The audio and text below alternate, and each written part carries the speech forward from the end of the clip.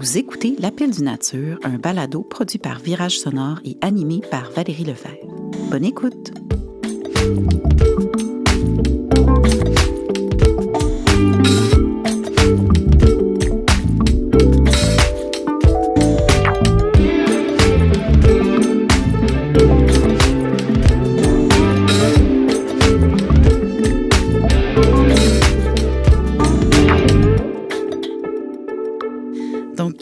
Bienvenue, Virginie Maignan de la Spanda, du domaine de la Spanda. Tu es de passage au Québec.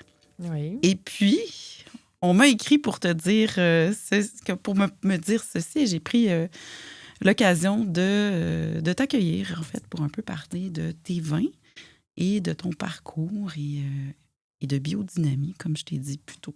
Je sais que j'ai lu sur ton site web un peu ton parcours, mais j'aimerais que tu t'en parles pour nos auditeurs, en fait. Alors, comment t'es arrivée dans le vin? Alors comme je dis souvent, c'est souvent par alcoolisme. C'est bien, ça met un petit peu de... Non, mais c'est... Après, alors je suis originaire du Jura. Mm-hmm. Et puis, c'est vrai que le vin a toujours été pour moi un moment de famille aussi. On s'est toujours retrouvés. J'avais un grand-père qui adorait ça, qui avait une cave où on allait chercher du Bourgogne Passe-tout-Grain à l'époque, qu'on mettait en bouteille nous-mêmes. Moi, je collais les étiquettes au lait. Enfin, lui, il faisait les niveaux à sa manière. Enfin, il y avait vraiment... c'était tout un rituel. C'était vraiment quelque chose d'important. Et donc, du coup, j'ai toujours aimé. J'ai toujours bu beaucoup de vin. J'ai toujours discuté avec les vignerons et tout ça. Et puis, j'ai fait complètement d'autres choses au début. Comme on le disait aussi juste avant de commencer le podcast, souvent, les vignerons ont des parcours atypiques. Mm-hmm. Voilà, bien sûr, il y a la voie royale. Tes parents sont vignerons, tu deviens vigneron. Il y a toute une génération qui arrive avec d'autres parcours. Et moi, j'ai fait une école de commerce. Voilà, qui fait que je suis venue 6 mois à Montréal, à l'université de Concordia. Ah ouais? Ouais, il y a plus de 25 ans. Donc, voilà. Et il y a un doc d'histoire de l'art. Donc, j'ai travaillé pour la Réunion des musées nationaux. Je faisais de la vente de droits des œuvres d'art. Et puis, j'étais toujours avec des artistes. Vraiment toujours avec des artistes. Et au bout d'un moment, j'étais frustrée, moi, de rien produire.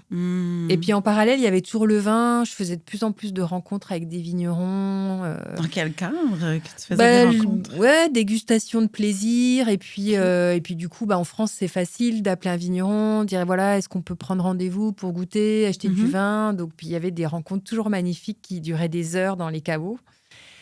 Et voilà. Et un jour, parcours de vie, puis j'ai dit c'est bon, j'arrête tout. Je m'en rappelle, j'ai posé ma démission en janvier 2003. Et puis, j'ai quitté les musées en juillet 2003.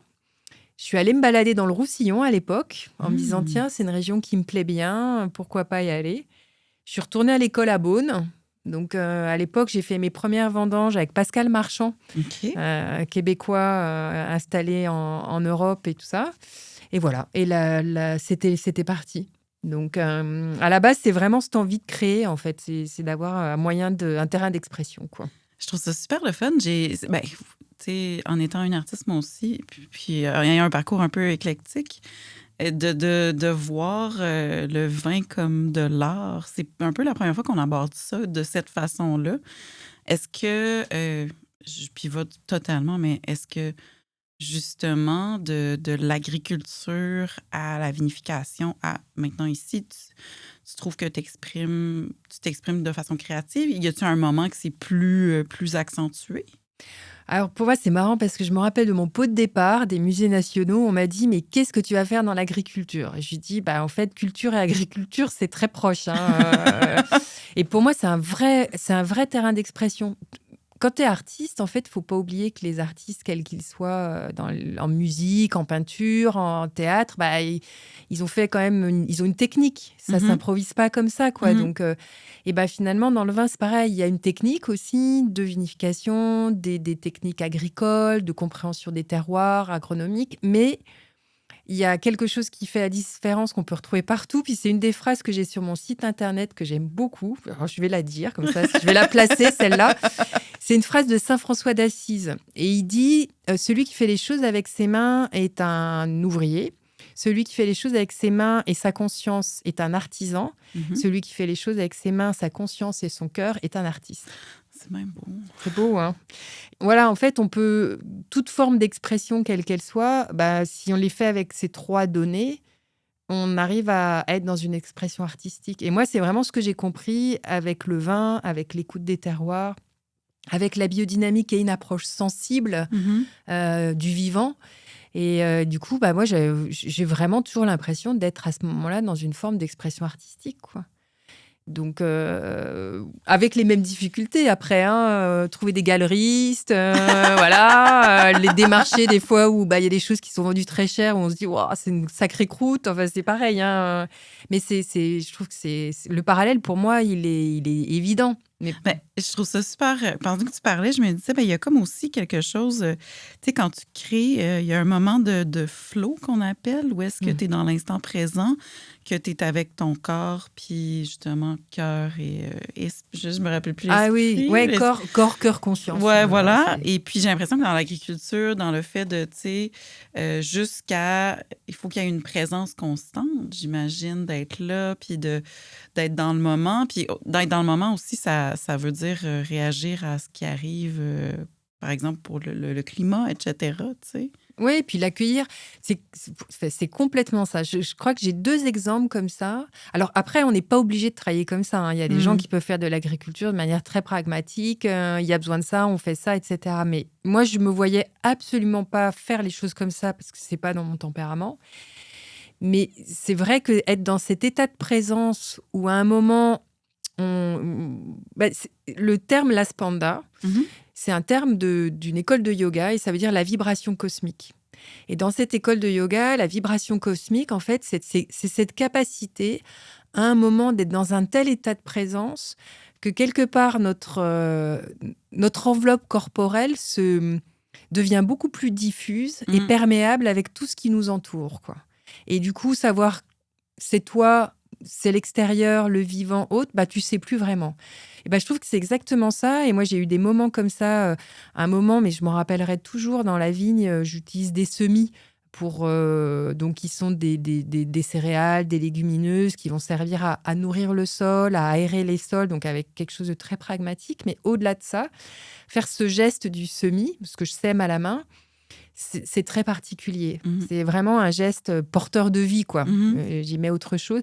Et il y a un moment, je me suis retrouvée dans un tel état de grâce à faire ça, mais je me suis arrêtée. J'ai eu l'impression d'être traversée par quelque chose d'extrêmement lumineux. Et j'ai pleuré, en fait, de joie et de grâce. Mais moi, je suis avec toi, là. Ah oui, ouais. Mais oui, mais je me rappelle vraiment de ce moment. C'était tellement beau. Et puis pour les vinifications, c'est pareil. Il y a un moment, on fait toujours des plans. J'ai toujours un beau cahier pour commencer les vinifs en disant c'est bon, je vais marquer au début dans quelle cuve ça va aller, etc. Mhm. Et en fait, quand ça arrive, j'ai l'impression que c'est plus moi qui fais les choses. Je suis habitée par une force qui est totalement autre et qui va faire les choses, mais comme si c'était évident de faire telle chose, alors que tu l'as dit, il y a des enjeux climatiques, mais il y a aussi, pendant les vendanges, il y a aussi des personnes à Mhm. gérer, des problématiques d'organisation, de choses comme ça. Mais en fait, c'est pas un problème. Il y a quelque chose qui est transcendant. Mais en fait, c'est ça, c'est parce que moi, je me projette, c'est pas mon métier, mais tu sais, je vois justement cet état d'être dans le moment présent, faire quelque chose, puis être tellement, parce que je trouve c'est très challengeant en ce moment, tu sais, je regarde mon téléphone parce que oui, on est porté ailleurs, puis il y a quelque chose de ce geste-là, de s'enraciner aussi dans son projet, dans sa création, puis dans le présent, ce qu'on fait plus maintenant, que je trouve qui se rapporte à la création artistique, en fait. Oui, puis la nature, elle, c'est vraiment, alors en plus particulièrement la vigne, par toute sa symbolique et tout ça, mais par son énergie, c'est dans le présent. Il y a pas de... Bien sûr que ça enregistre des mémoires de ce qui a pu se passer dans le climat, des problèmes... Enfin, un millésime, il est marqué par tout ce qui s'est passé pendant le millésime, hein. Mais il y a une espèce de résilience qui fait que c'est là, c'est dans le présent, c'est ici, maintenant, quoi. Et à chaque fois, on passe chaque étape. Et dans le vin et dans la manière de faire des vins vivants, des vins en biodynamie, des vins... Pour moi, c'est extrêmement important d'être dans le même état de présence pour pouvoir accompagner le plus justement possible. Parce que sinon, on est dans une espèce de contrôle pour emmener dans telle ou telle direction. Et ça perd son intérêt pour moi en tant Mhm. que vigneronne. Mais je suis sûre que ça perd un intérêt aussi pour les gens en tant que dégustateurs, parce qu'il y a Mhm. une espèce de vibration qui n'est plus, parce qu'elle serait menée par une peur, un contrôle et une envie de se projeter dans quelque chose qui est autre que le présent, quoi. Je prends des notes pour ma vie. Ah Je ouais, vais... non mais enfin, oui, c'est une belle, vraiment, c'est une belle école il y a quelque chose de l'ordre ouais, on parle de l'équithérapie et tout ça, mais moi je dis toujours, le vin, c'est une thérapie. C'est pour ça que je suis toujours très touchée aussi quand on dit non, mais le vin, faut en boire moins, faut faire. Bien sûr qu'il ne faut pas aller dans les excès, Mhm. mais je trouve que c'est quand même une boisson qui, pour moi, peut élever la conscience aussi et permettre d'accéder à des choses différentes, quoi. Hmm. Donc, Mais moi, là, je trouve que c'est super bon. On est dans le domaine philosophique et pratique, mais quand tu pars justement de Paris puis tu arrives sur des domaines, est-ce que. À Beaune, fait que là, tu arrives à Beaune. Et tu fais une école? Comment ça se passe? j'ai Est-ce fait qu'il y a eu un les. moment de désenchantement ou ça a toujours été. Alors, je crois que j'ai eu beaucoup de chance dans les personnes que j'ai rencontrées aussi. Quand je suis arrivée à Beaune, je suis allée au lycée agricole, au lycée viticole de Beaune. Mhm. Là-bas, j'ai pu faire la connaissance de Pierre Masson, qui était un biodynamiste décédé maintenant, son fils Vincent, qui a repris, qui nous donnait les premiers cours. J'étais allée chez Dominique Derain pour déguster les vins, qui nous parlait de l'eau qui passait dans sa cave. Je l'ai vu il n'y a pas longtemps et je lui dis, je me rappelle de ça. Donc, c'est quand même déjà des rencontres qui marquent. J'avais fait j'avais un copain à l'époque dont la famille était à côté de Jean Thévenet du domaine de la Bongrand. Pareil, il y avait une vraie manière d'aborder le vin. Donc, j'ai passé des heures chez Jean Thévenet pour discuter, comprendre et tout ça. Puis après, du coup, j'ai fait un peu vraiment droite à gauche. J'étais ouverte à tellement de choses et de rencontres. Tu l'as mentionné, la rencontre, Oui. hein, c'est dans le vin, pour moi, le vin permet ça, le lien, la Mm. rencontre.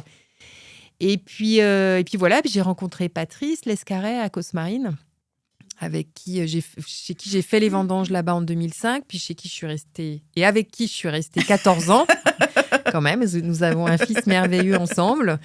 Donc voilà. Et puis, dans mon parcours de vin, j'ai rencontré des gens qui sont des amis maintenant, des gens aussi comme Jean-Philippe Pallier, par qui je suis arrivée à Cals aussi, parce que c'était un ami et que j'aimais beaucoup ses vins, que j'aimais beaucoup les vins de la région. Et du coup, quand j'ai voulu me réinstaller dans une autre région, voilà, je suis allée là-bas et c'était une évidence d'atterrir à Cals, quoi. Donc finalement, t'es arrivé et tu étais sur ton X, littéralement, de ce que j'entends. ouais. C'est super, ça.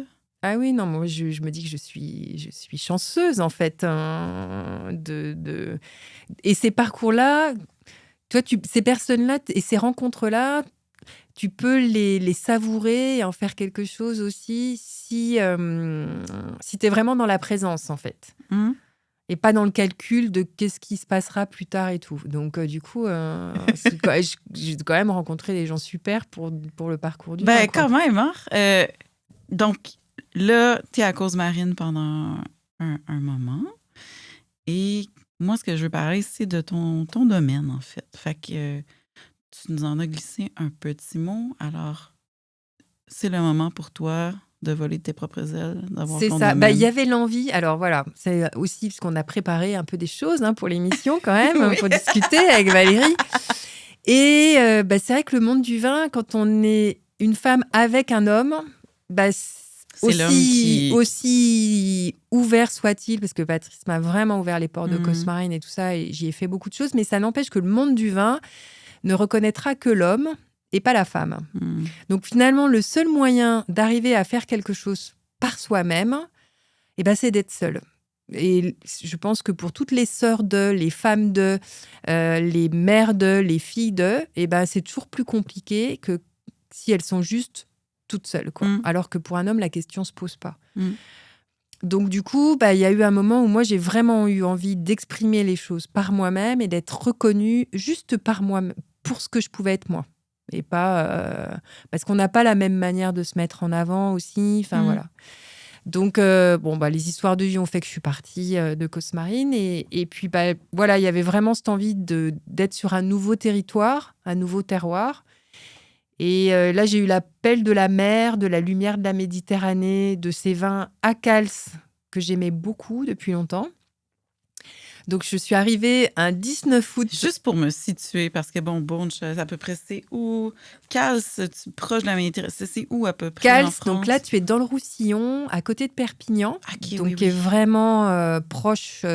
La mer, moi, je la vois de toutes mes parcelles. Elle est à vol d'oiseau à 8 km à peu près. On n'est pas très loin des Pyrénées, donc on voit le Canigou. Parce que c'est ça, moi, Roussillon, c'est associé au Languedoc. Fait que j'étais comme, OK, on le passe. Ouais, le Roussillon, c'est vraiment la partie qui borde la Méditerranée et qui est entre Narbonne et les Pyrénées. OK. Donc, c'est Collioure, Banyuls. C'est grand comme territoire. Et Cals, c'est un terroir magique parce qu'il y a vraiment des sols extraordinaires pour le vin, variés en plus. Des très vieux calcaires, beaucoup de schiste. Donc, du coup, je voulais à tout prix être là-bas. Et je suis arrivée donc un 19 août 2019 avec mon matelas gonflable, une tente. Et puis voilà. Et puis tout s'est enchaîné là-bas, quoi. Wow. Donc ça a été vraiment Ouais, pour moi, c'est une terre bien particulière. Et c'était très chouette. Donc, du coup, j'ai retrouvé Olivier Piton, que je connaissais là-bas, qui est quelqu'un qui m'a beaucoup accompagnée dans la création du domaine. J'ai travaillé un peu avec lui. C'est lui qui m'a montré les vignes que j'ai vues pour la première fois en me disant tiens, ça pourrait peut-être aller sur ton projet. Et c'était un îlot de 4 hectares et j'ai dit OK. Je l'ai vu, j'ai dit OK. J'ai signé juste avant Noël. Je me rappelle, mon fils était avec moi. Il m'a dit là, tu t'es offert un gros cadeau, maman. Je lui ai dit ouais. Oui. Et donc, il y avait des terres pour planter sur ce terroir. Il y avait des arbres. Donc, depuis, j'ai planté des vignes en plus. J'ai planté des arbres, des oliviers, des amandiers. En fait, le paysan, c'est celui qui dessine le paysage, en fait. Donc, du coup, moi, je voyais vraiment ça comme une grande feuille blanche et où je pouvais y mettre les lignes que je voulais, les traits, les couleurs. Je ne sais pas pourquoi je vois beaucoup de peinture dans ce que tu me dis. Je vois faire sa marque, tu sais, finalement, un peu peindre le paysage avec toi, ta touche, ce qui est génial. Ouais, je pense que c'est vraiment ça. Donc, du coup, voilà. Et après, c'était parti pour les vinifs. Après, j'ai eu la chance aussi de rencontrer François-Xavier Doré du domaine des L'Empire, avec qui j'ai colloqué pendant 2 ans dans sa cave, qui m'a aussi aidé du coup dans l'installation et qui est toujours un ami et distribué aussi au Québec. Enfin, c'est ces rencontres-là, à chaque fois, qui m'ont aussi permis, petit à petit, de pouvoir poser les bases du projet de la Spanda. Donc maintenant, il y a 4 hectares et demi de vignes, après un demi-hectare d'arbres, des plantes aromatiques. Et puis, voilà, l'idée, c'est de faire vivre tout ça et de mettre en bouteille toute cette énergie, celle du terroir, du millésime, la mienne. Ça fait rêver, en tout cas. Moi, je suis comme, je me projette. Je suis quelqu'un qui pense beaucoup en images et j'imagine ce territoire-là. J'ai des petites photos, mais je pense que ça rend pas justice à ce que c'est. Fait que, si on parle d'un plus technique, là, mettons, quel cépage que toi, tu as à ton vignoble? Donc, dans les cépages, il y a en rouge, on a Carignan noir, de Grenache noir, du Cinsault que j'ai planté, ça. Et puis de la Syrah qu'on va goûter, qui, elle, est un partenariat avec Philippe Morat, qui est un ancien coopérateur qui fait le raisin et que moi, je vinifie. OK. Et puis en blanc, j'ai des macabeux, des grenaches blancs, des grenaches gris, des carignans blancs et des muscats. Muscat petit grain et muscat d'Alexandrie. Et pareil, macabeux et grenache blanc, la cuvée qu'on va goûter, là aussi, qui est un partenariat avec Lionel Condorette, qui est aussi un autre coopérateur, qui sont des gens super qui m'ont accueilli aussi et qui m'ont fait confiance, avec qui je travaille. Ça a l'air d'être vraiment très, pas convivial, mais coopératif. Où est-ce que tu es? C'est super cool, ça. Il y a beaucoup, vous échangez beaucoup entre vignerons. Il y a un bel esprit de communauté, de ce que je peux voir. Oui, déjà, il y avait quand même cette tradition de la coopération sur le Roussillon. Et puis, je pense que moi aussi, j'aime ça aussi, travailler avec d'autres. Parce que c'est un métier où on est seul. Alors, en effet, j'étais contente d'être seule sur le domaine et de pouvoir que ma pâte soit faite, mais un vigneron, il est jamais tout seul, hein. Déjà, il lui faut des gens pour vendanger le raisin, il lui faut aussi des gens pour boire toutes les bouteilles qu'il produit. Donc, il ne peut, comment dire, trouver son existence qu'à travers les autres. Il nous faut des gens pour distribuer, comme Xavier ici au Québec, avec Maudivin, voilà, sans qui je ne serais pas là, donc merci. Et il nous faut ces personnes-là. Donc, il nous faut du monde. Donc, il faut qu'on arrive à travailler. C'est une grosse équipe, quoi. C'est un peu comme une équipe de tournage ou une troupe de théâtre. On se rencontre en des moments, puis apprécie que ça se fait, ça se défait, mais c'est toujours autour, finalement. Oui. Donc, je pense que il y a ça dans toutes les régions. Et après, il y a des gens qui sont plus à même ou pas de travailler comme ça, quoi.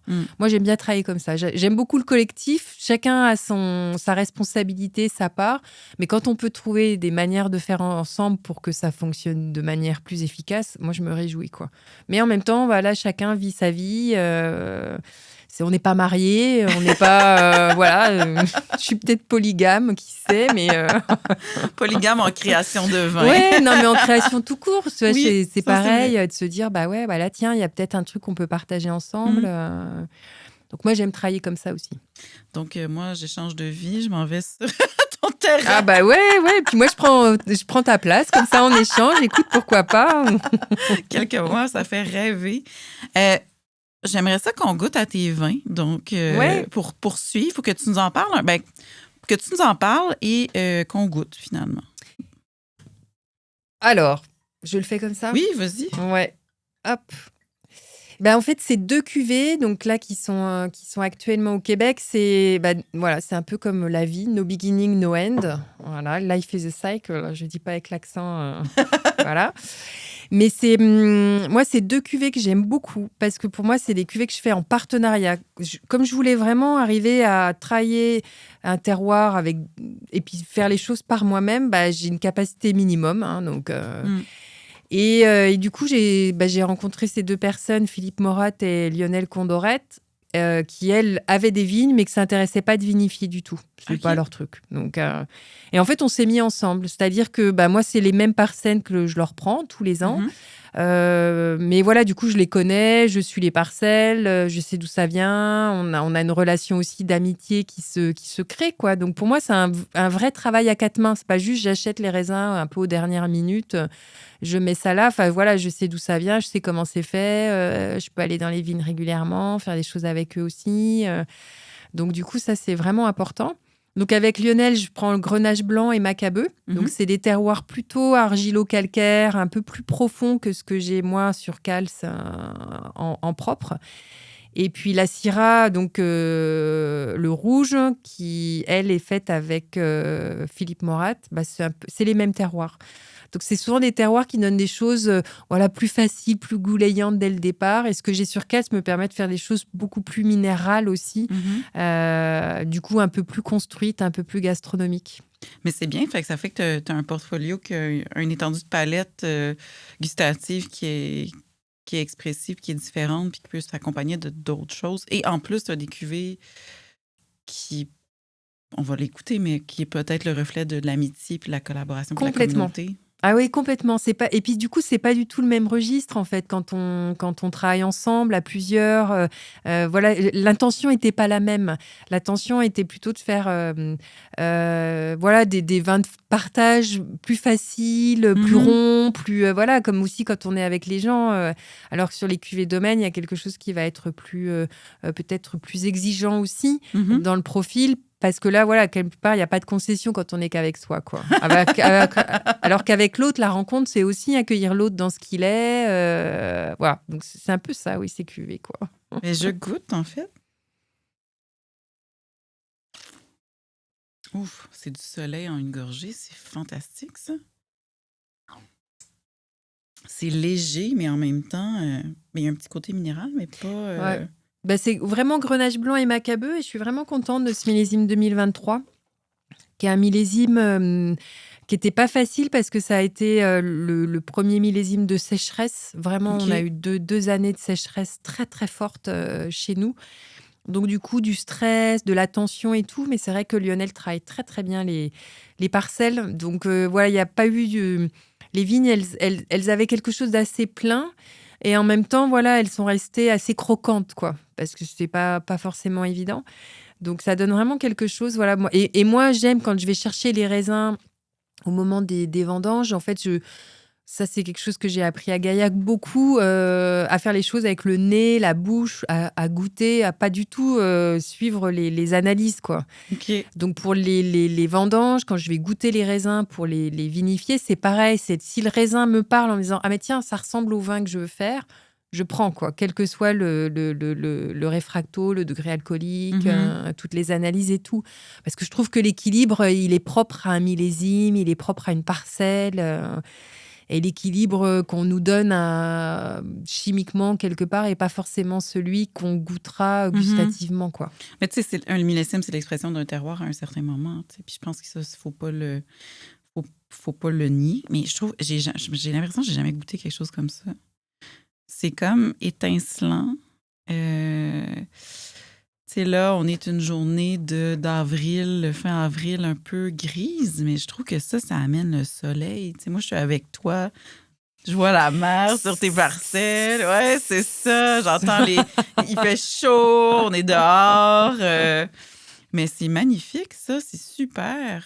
Et c'est vraiment fait de la manière la plus simple possible. C'est pressé, toujours avec le respect du raisin. Donc, je fais des pressurages lents qui vont jamais très haut en extraction. Donc, comme ça, j'ai vraiment le jus premier. Après, il n'y a pas du tout d'intrants. Et puis, c'est mis en bouteille, c'est filtré très légèrement. Et puis, c'est mis en bouteille le printemps qui suit. Donc, voilà, il n'y a vraiment pas de... Pour le coup, il n'y a pas de choses complexes au niveau œnologique. Moi, je suis en train de lire Marcel Lapierre, le livre qu'il a fait. Je sais pas c'est quoi l'auteur, malheureusement. Puis, tu sais, c'est ça que ça dit. Le vin, c'est du jus de raisin fermenté. Il faut pas que... Ça goûterait pas le terroir, le millésime, si c'était hyper manipulé. Fait que, voilà. Ben, j'ai comme l'impression que tu travailles beaucoup à l'instinct. Est-ce que je me trompe? Il y a quelque chose d'instinctif dans ce que tu fais? Ou... Oui, parce que je suis pas ingénieure agronome, je suis pas œnologue. Donc, du coup, puis j'adore l'instinct, en fait. Je pense que je dois avoir un côté animal, peut-être. Je sais pas, mais... Ouais, non, pour moi, c'est vraiment important la sensorialité, la sensualité, en fait. Vraiment, de faire confiance à ses sens. Et pareil, dans les vignes, c'est toujours la manière dont j'ai travaillé, en fait, c'est de développer cette part sensible. C'est pour ouvrir, en fait, j'aime beaucoup ça, les portes de la perception, quoi, en fait. C'est qu'on ouvre d'autres portes pour percevoir des choses beaucoup plus subtiles, mais du coup, beaucoup plus profondes et vibrantes. Donc, des fois, c'est un peu... ça peut être handicapant par moment, mais en tout cas, voilà, moi, j'ai toujours fonctionné comme ça, y compris dans les gens, y compris dans les choix que j'ai faits, y compris dans les endroits où j'ai habité. C'est la maison que j'habite à Cals, par exemple, je ne l'ai jamais visitée avant d'y aller, quoi. C'était en colocation au départ. Le coloc me dit « ça te va ?» Je dis « ouais, ok, c'est bon ». Et puis, ça fait 7 ans que j'y suis et j'y suis super bien. Mais parce que je savais que ça se passerait bien, en fait. Donc, du coup, voilà, finalement, dans toutes les choses de vin. Et puis, plus on vieillit, plus on gagne cette liberté aussi par l'expérience, bien sûr, mais aussi par la prise de risque. Et moi, j'adore piloter les choses comme ça. J'utilise le mot piloter, mais c'est ça, quoi. C'est vraiment... Donc, par exemple, en biodynamie, c'est pareil. Tout ce qui a été fait dans les préparats, les manières de faire, même si on dit, bah voilà, il faut suivre tel protocole, tel jour et tout. Non, en fait, c'est qu'il y a un moment, il y a juste, comme tu l'as dit au début, il y a cet état de présence et de juste ouvrir ses portes et de dire... Qu'est-ce que je ressens? De quoi ma terre a besoin à ce moment-là? De quoi mon végétal a besoin à ce moment-là? Et comment moi je suis à ce moment-là? Comment est l'environnement? Et là, des fois, tu dis, ah non, bah c'est OK. Sur le papier, on a tout pour faire une 500, mais c'est pas ça que je vais faire. C'est pas le moment, en fait. Ça n'appelle pas ça, quoi. Mais moi, je dis toujours, l'instinct, c'est quelque chose de prouvé scientifiquement, ou est-ce que c'est l'accumulation des expériences que tu as eues dans le passé qui se synthétisent rapidement, et là, tu vois qu'est-ce qui se passe. Fait que peut-être que, en tout cas, pour moi, c'est ça que ça veut dire, l'instinct, c'est que c'est quelque chose, tu penses à tout ce que tu as vécu dans le passé, fait que, tu sais, c'est tes années de vinification, le moment, la température, et là, tu fais, ah, c'est ça que ça me dit, mais non, j'irai pas là. Ouais, alors c'est ça. Ça, pour moi, c'est vraiment plus l'expérience. Ah, ouais, peut-être. Parce qu'il y a des enfants qui ont l'instinct de fait. Hein. T'es enfant et ils se retrouvent vis-à-vis d'une personne et ils savent de suite qu'il faut pas y aller, quoi. Hmm. Donc, pour moi, c'est plus que ça, l'instinct. Finalement, ma théorie, tu la déboulonnes complètement. Là, faut que j'aille refaire mes recherches. Mais, non, mais c'est ce que souvent... L'intuition, souvent on dit que c'est ça, que c'est l'expérience et tout ça. Ouais. Mais l'instinct, il y a quelque chose qui est... c'est l'instinct de vie, tu vois. Quand tu as une situation dangereuse, même si tu n'as pas fait l'expérience de cette situation, tu sais qu'il ne faut pas y aller, quoi. Et pour moi, il y a des gens qui l'ont plus ou moins de manière développée, mais on l'a tous. C'est notre cerveau reptilien aussi, c'est tout ça. Et ça, c'est important de faire confiance à ça. Et comme tu dis, on est dans des sociétés très contrôlantes, de l'heure, de plein de choses et tout ça. Mais moi, je trouve, voilà, ça ramène à une espèce d'humanité, de vérité. En tout cas, voilà, moi, c'est un moteur. Je pense que c'est aussi, en fait, c'est aussi une connexion avec soi qu'on fait. Mais tu m'as ouvert un peu la porte, puis je t'en avais parlé avant. Et j'aimerais ça parce que tu as parlé un peu de biodynamie. Et puis, ben, c'est rare qu'on en parle ici dans le balado. Puis, je me demandais, pour les gens qui nous écoutent, qui sont, je sais pas, je pense à ma famille en Abitibi, qui ne font pas nécessairement de culture en biodynamie. Est-ce que tu peux nous expliquer un petit peu qu'est-ce que c'est, puis comment toi, tu joues avec ça, en fait, sur tes terres? Alors, il n'y a pas longtemps, j'ai lu quelque chose d'ailleurs sur Biodynamie Recherche, qui est un site internet qui recense tous les travaux qui sont faits en biodynamie. Le mot d'agriculture holistique. En fait, il y a la médecine holistique. Au Canada, elle est souvent plus présente qu'en France. Enfin, c'est des médecines intégratives qui intègrent le corps et l'esprit. En agriculture, c'est pareil. Il y a la même chose, l'agriculture holistique. Et la biodynamie, c'est une des manières d'aborder cette agriculture holistique. C'est-à-dire qu'on prend conscience qu'il y a des choses qu'on voit, il y a un monde visible. Mais il y a des forces invisibles qui agissent aussi et qui sont aussi partie prenante. Voilà, c'est un peu ça. Donc, c'est Steiner qui était un visionnaire et un homme assez extraordinaire et non pas parfois le gourou de secte qu'on en fait, qui a été à la fin... un Allemand? C'est un Autrichien, fin 19e, début 20e. Et puis, à la fin de la Première Guerre mondiale, donc il était intervenu. Alors, c'était une époque aussi où l'ésotérisme était quand même assez important, où on en parlait beaucoup dans les milieux intellectuels et tout ça. Et Steiner, il a travaillé dans beaucoup de domaines, l'éducation, la médecine, le développement de l'esprit, donc pas qu'en agriculture. Mais à la fin de la Première Guerre mondiale, on l'a sollicité, un groupe d'agriculteurs l'a sollicité pour un cycle de conférences pour voir un petit peu l'état de l'agriculture et qu'est-ce qui se passait et avoir son point de vue. Et là, il a posé les bases de la biodynamie, donc d'une agriculture holistique qui intègre des forces cosmiques, des forces invisibles et alors, c'est pas évident de résumer comme ça la philosophie de Steiner. Je trouve que ça va très bien jusqu'ici. Ouais. Mais du coup, voilà, c'est de comprendre que pour qu'un végétal pousse, il est en lien avec le minéral, il est en lien avec l'animal et il est en lien avec l'humain. C'est quand même les 4 corps qui composent l'humanité, le corps minéral, le corps végétal, le corps animal et le corps humain, l'humain. Donc, du coup, il y a une interaction qui se passe par rapport à un végétal pour que, du coup, le végétal puisse se développer correctement. C'est toujours un principe d'équilibre qui est quand même un principe qui gère tout dans notre vie, quoi. Donc, il a travaillé là-dessus, il a posé des bases, il a mis en place, il a proposé des préparats qui permettaient d'apporter des éléments qui manquaient dans l'équilibre d'une ferme, par exemple. Donc après, ça vient sur des choses beaucoup plus ésotériques, mais qui trouvent leur pertinence quand on pointe vraiment ça du doigt. Et voilà, et ça a été les bases de la biodynamie, donc c'est en 1924, je crois. Donc, Et puis, il a eu des scientifiques qui ont travaillé avec lui pour prouver quand même qu'il y avait des interactions, enfin des résultats, et que ce n'était pas juste une vision de l'esprit. Il y a des universités qui font des recherches pour voir l'impact des préparats, pour en fait amener du concret à des choses qu'on pense pas concrètes, quoi. Parce que, tu sais, moi, tout ce que je connais de la biodynamie, j'ai mon petit calendrier. Est-ce que c'est un jour feuilles, fruits, fleurs? Pourquoi ça goûte pas en ce moment? Dans la philosophie de Steiner, le cosmos est indissociable du terrestre. C'est ce que d'autres philosophies, d'autres spiritualités peuvent dire. Par exemple, chez les peuples autochtones au Canada, cette importance du lien entre la terre et le ciel, elle est réelle. Moi, tout ce que je sais, c'est que quand je vais en Gaspésie pour la marée, c'est les cycles de lune. C'est sûr que ce que je connais de la biodynamie, c'est le cycle lunaire, puis l'espèce de corne je sais pas exactement ce que tu fais avec. Mais pour moi, la chose qui me...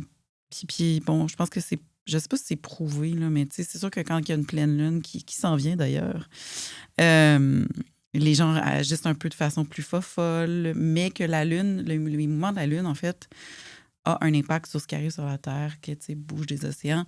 Moi, c'est ce que je connais.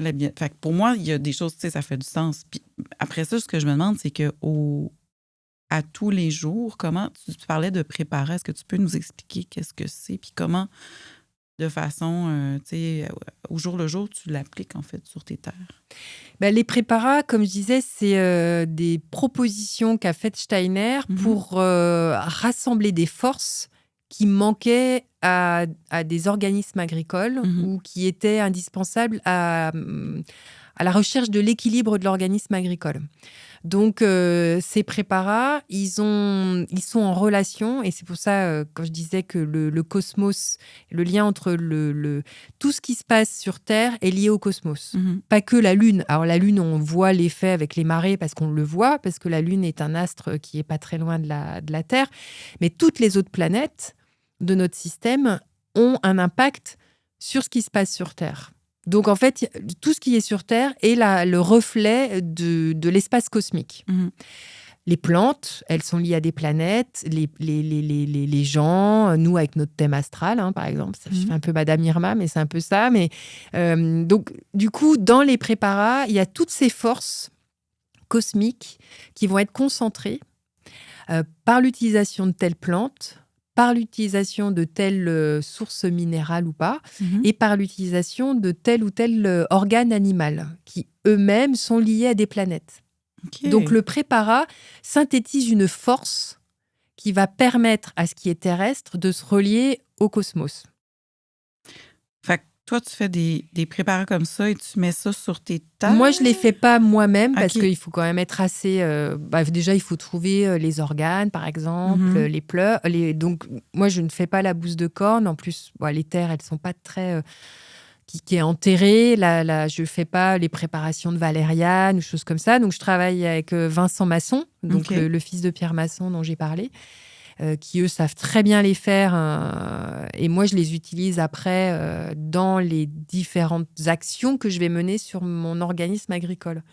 Mon organisme agricole, il a ces déséquilibres qui sont propres à lui-même. Donc, qui ne seront pas ceux d'un autre terroir ou d'un autre organisme viticole. Donc, c'est pour ça que je disais que c'est important de développer cette sensibilité pour voir quel est le déséquilibre et quel préparat je peux utiliser à ce moment-là. Donc, en effet, les deux qu'on va utiliser souvent le plus sont la silice, la 501, et la 500, qui est la bouse de corne, donc de la bouse de vache mise dans une corne et enterrée sur tout un cycle hivernal, puisque c'est les forces terrestres, alors que dans la silice, on va être dans les forces cosmiques. Et après, il y a tous les autres préparats qu'on va utiliser pour le compost. Le compost étant en fait cette force animale, cette force de vie qui va permettre à la terre de tout mettre en circulation.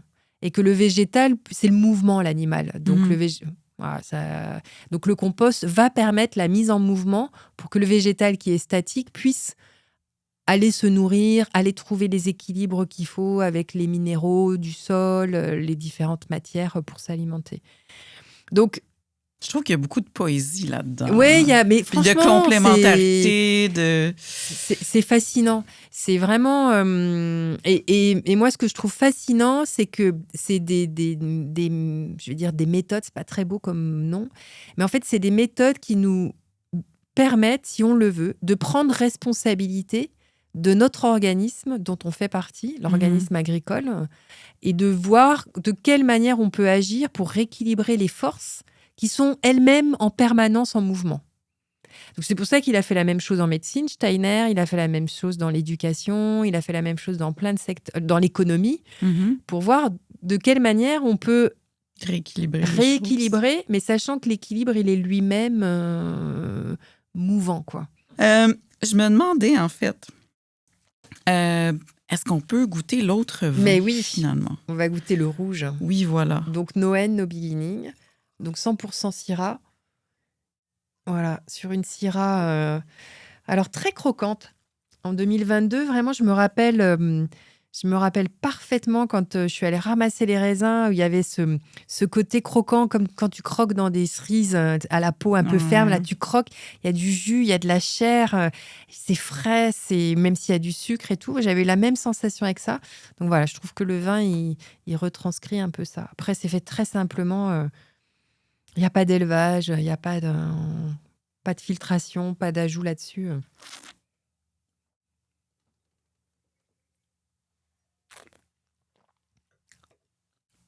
C'est très bon, ça. Ouais, il y a juste ce qu'il faut du petit grain, un peu, cette petite matière qui amène juste de la pétence, là. Ça fait saliver, là. Mais c'est ça, je pense que c'est quelque chose qui se boit quand même bien en Pérou, mais aussi en repas, mais qui n'est pas trop... tu sais, moi, j'ai les fameux vins de steak, là, que c'est pas ça. Tu vois qu'il y a une profondeur, mais il y a aussi la fraîcheur, en fait, avec l'acidité un petit peu, puis... Ouais, complètement. Bah, moi, c'est ce qui me plaisait vraiment dans les raisins, en fait. C'est vraiment d'avoir cette direction du grain, mais avec ce côté croquant, léger, mais avec un peu de profondeur, qu'on n'est Mais pas juste... je la goûte, la petite cerise, là. Ouais, la sent, là, ce petit truc, vraiment de la cerise noire, là, la petite... qu'on croque, là. Puis après, on a vraiment cette petite peau et cette chair, là, un peu charnue et tout. J'ai eu un petit moment de Madeleine de Proust où est-ce que ma mère qui m'achetait toujours des cerises parce qu'elle savait que j'aimais ça, que je croquais dedans, puis voilà le petit moment avec cette troisième gorgée. On parle de tes vins, que c'est distribué par Maudit Vin. Où est-ce qu'on peut les trouver, ces vins-là, justement? Est-ce qu'on peut les acheter en importation privée? Est-ce que... Oh là là, on a quelqu'un derrière les caméras. Oui, en importation privée. Bah, c'est en importation privée avec Xavier. Il va falloir que tu restes ici. Donc, c'est disponible au Café Parvis, au bar Mamie sur Beaubien, au Darna Bistroquet sur Beaubien aussi, au Rouge-Gorge, au Alep et au Gia Saint-Henri. Donc, puis est-ce que c'est disponible en importation privée aussi? Et c'est 33 $ la bouteille pour un particulier. Donc, voilà. On mettra des liens pour le site web de Maudit Vin pour pouvoir vous en procurer si vous voulez. Mais je trouve ça super intéressant parce que c'est la première fois que je reçois une vigneronne, en fait, d'Europe et qui me parle un peu du travail, justement, de démarchage parce que souvent, je parle avec des importateurs qui importent le vin. Et c'est la première fois, en fait, que je parle avec une vigneronne que c'est un facilitateur comme ça en importation de vin. Fait que, justement, comment il t'aide ou comment est-ce que c'est ça fait combien de temps que tu es importé au Québec? Et ben alors avec Maudit Vin, ça va faire 2 ans, je crois, oui, c'est ça. Et comme je dis à Xavier, qui est toujours très modeste, je lui dis non, en fait, c'est un maillon indispensable de la chaîne. Parce que nous, on ne peut pas tout faire quand on est à la production aussi. Et si on n'a pas des gens qui croient en nous et dans les vins qu'on fait pour pouvoir en faire part au plus grand nombre, on n'existe pas, en fait. Donc, c'est pour ça, je lui dis toujours, non, tu es indispensable vraiment dans ce travail-là. Donc, et quand ça se fait dans un partage de valeurs, dans un respect mutuel, vraiment, et dans une confiance. Moi, je trouve ça, c'est génial, quoi, en fait. Donc, du coup, merci, merci. Donc, ça, c'est vraiment, vraiment chouette. Et puis, après, sur le marché du Québec, c'est pas un marché qui est inconnu pour moi parce que je le connais par mes expériences précédentes. Mais voilà, toutes les personnes avec qui je travaille. Alors, des fois, c'est des choix pas faciles non plus, hein, mais en tout cas, que moi, j'ai jamais regretté de travailler avec des gens avec qui je partageais plus que simplement la relation professionnelle. Tu achètes, tu vends et c'est les voilà, valeurs quoi. aussi. Ouais. Puis de ce que tu me dis depuis le début, tu es très aligné avec tes valeurs, puis tu fais ta vie en fonction de ça. Fait qu'il faut que ça se traduise aussi par la personne qui te représente, j'imagine. Ouais, complètement, quoi. Donc, du coup, je suis contente d'avoir Xavier avec moi. Mais c'est super. Je pense qu'on on n'a pas la chance de faire des shout-outs aux importateurs comme ça aussi souvent. Non, puis donc c'est pas un métier facile parce que ça soit les restaurants ou les particuliers, on a toujours envie de voir le vigneron, presque de le toucher, voilà. Ben oui, mais en même temps, nous, on a aussi un travail de production et on n'a pas la capacité à se démultiplier. Donc, c'est toujours un plaisir quand on vient parce qu'on peut échanger, on peut parler de notre travail et tout ça. Mais heureusement qu'on a des personnes qui nous représentent, quoi. C'est indispensable. En France, c'est pareil. La personne avec qui je travaille, elle me suit depuis 20 ans. Quand j'ai changé, elle n'a pas posé de questions. Elle m'a dit, mais Virginie, je connais ton travail, je te fais confiance, tu recommences à zéro, je goûte même pas, j'y vais, quoi. C'est quand même magnifique, quand même. Donc, et heureusement qu'ils sont là, parce que moi, sinon, je pourrais pas. Je suis pas capable d'aller... d'un point de vue temps, tout simplement, ça, en fait. Non, on peut pas tout faire. Donc merci, quoi. Voilà, ou des gens comme toi qui font connaître aussi notre métier, tout ce qu'il peut y avoir derrière, ou le métier des importateurs, c'est important, quoi. Croire qu'on peut tout faire tout seul et qu'un vigneron peut tout faire, non, mais il y a un moment... non, je pense pas. C'est pas possible, quoi. Je veux dire, il y a un moment, on est quand même des êtres humains, quoi. Oui, voilà. Je termine toujours avec deux questions, en fait, avec mes participants. Et je sais que tu as mentionné des gens qui ont marqué ton parcours. Je ne sais pas si il y en a dont tu ne nous as pas parlé ou une rencontre en particulier qui a fait que tu as fait un pivot ou je ne sais pas, une rencontre dans le monde du vin qui fait que tu es la vigneronne que tu es maintenant. Je pourrais donner 2 personnes. Alors, bien sûr, je vais dire, il y a Patrice. Je peux pas... voilà, qui a vraiment été quelqu'un qui m'a beaucoup permis de comprendre le vin, de pouvoir aussi expérimenter beaucoup de choses, qui m'a fait confiance, donc voilà. Et puis une autre personne que je remercie beaucoup, qui s'appelle Pierre Guigui. Okay. Pierre Guigui qui écrit des guides sur le vin bio depuis des années en France et qui à l'époque, quand j'allais un peu partout, à droite, à gauche, il me rencontre dans une dégustation, puis il m'a proposé d'écrire avec lui le guide des vins bio, Ego et Mio. Donc pendant 5 ans, je réécrivais tous les commentaires de dégustation, je faisais des portraits sur les vignerons, en plus de commencer à travailler à la vigne et tout ça. Et c'est quelqu'un qui était très attaché à la biodynamie, vraiment à cette dimension spirituelle dans le vin, et qui m'a appris beaucoup de choses. Vraiment. Donc, c'est aussi une personne que je n'ai pas vue depuis longtemps, mais que je remercie aussi parce que ça fait partie de ces personnes qui ont beaucoup compté pour moi dans le vin, quoi. Mais c'est cool. On n'a même pas... Fait que tu as écrit sur le vin, c'est super, ça aussi. Ouais, c'était une belle expérience. Là, pour connaître toutes les appellations en France, les cépages, goûter beaucoup de vin aussi. Quand on a écrit le guide des vins bio, c'était vraiment super, quoi. C'est cool, ça. Ouais. C'était une belle période de ma vie, là, avant que dans l'entre-deux et tout, comme quoi, voilà, quand on fait des choix, parfois, il y a des rencontres qui se mettent devant soi et il faut savoir les saisir. Puis les saisir et les honorer a posteriori. Je trouve ça important aussi de ne pas oublier ça, quoi. Tu es au Québec depuis quand? Là, je suis au Québec depuis vendredi. Donc, une semaine. Une semaine. Ouais, une semaine. Et je vais twister la question. Je ne sais pas, est-ce que tu as goûté à des vins québécois dans la dernière semaine? Oui, lundi, puisqu'on a déjeuné ensemble avec Xavier chez Mamie. Hein. Est-ce qu'il y a des vins qui t'ont comme marqué, québécois? Bah écoute, alors j'ai adoré ce que j'ai bu, qui était une bulle du domaine de l'Espiègle. Ah oui! Ouais, avec les 3, Pinot Noir, Pinot Meunier, Chardonnay. Franchement, je me suis régalée. Je pense que j'ai bu facilement la moitié de la bouteille alors qu'on était 3. À midi au soleil, presque. Hein. Mais vraiment, C'était une magnifique journée, il fallait faire ça. Ah ouais, non mais franchement, alors là, j'ai dit, mais c'est super bon. C'était vraiment une bulle... à la fois, il y avait un peu de complexité. C'était pas juste un pétnat. Il y avait quand même un peu d'élevage sur latte, donc amenait un peu de complexité. Beaucoup de fruits, donc on partait pas trop dans le côté élevage, champagne et tout ça, vraiment. Pas de défaut du tout, pas fermentaire et tout. Oh, je me suis régalée. Donc, voilà. Ah ben c'est super ça. Quand je vais twister un petit peu la question parce que tu es ici et puis j'imagine que tu as bu des trucs québécois.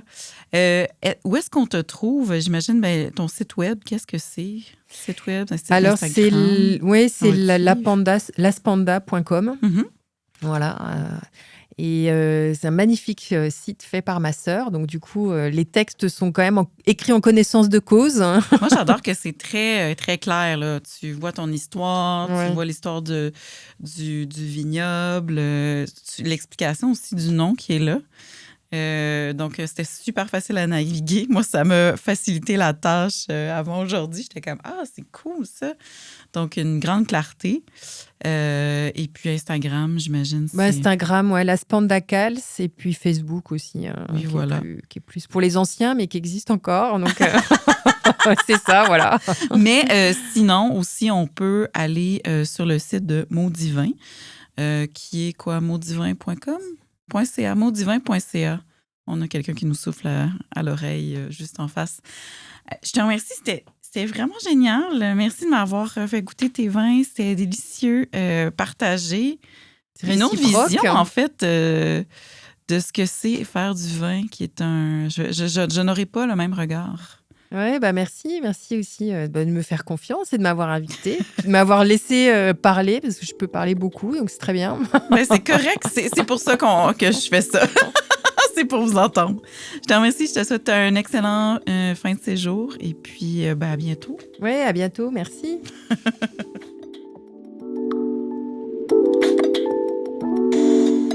Si tu souhaites nous soutenir et avoir accès aux épisodes de l'Appel du Nature 6 semaines d'avance, en plus d'avoir du contenu exclusif, je t'invite à t'abonner à notre plateforme Patreon dès maintenant. Appel du Nature sans espace. À bientôt!